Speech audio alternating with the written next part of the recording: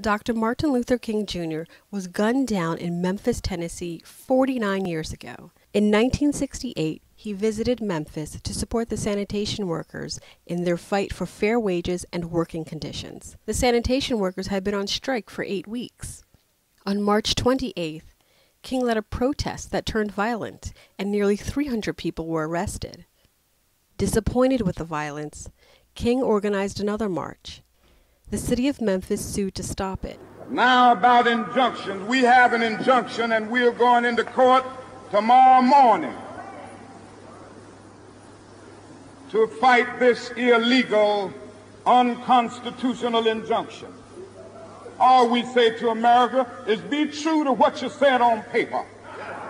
Even though he wasn't feeling well, on April 3rd, King gave what would become his last speech to some 2,000 people at Mason Temple. If I lived in China or even Russia or any totalitarian country, maybe I could understand some of these illegal injunctions.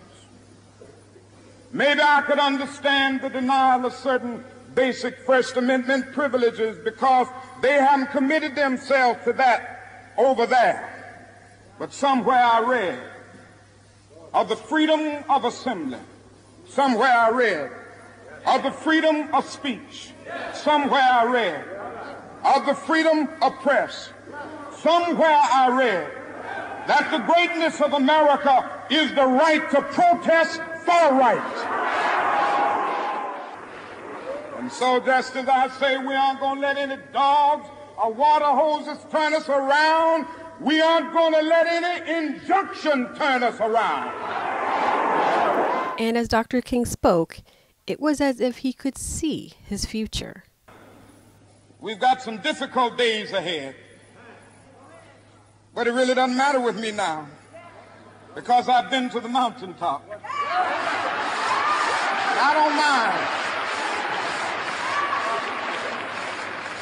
Like anybody, I would like to live a long life. Longevity has its place. But I'm not concerned about that now. I just want to do God's will. And He's allowed me to go up to the mountain. And I've looked over and I've seen the promised land. I may not get there with you, but I want you to know tonight that we as a people will get to the promised land.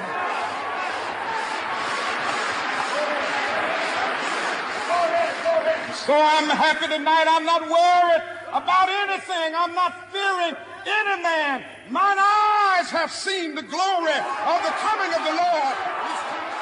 King stayed at the Lorraine Motel, where a sniper's bullet killed him on April 4th. He was 39 years old. Yet 4 decades later, the man and the message remain an integral part of this nation's fabric.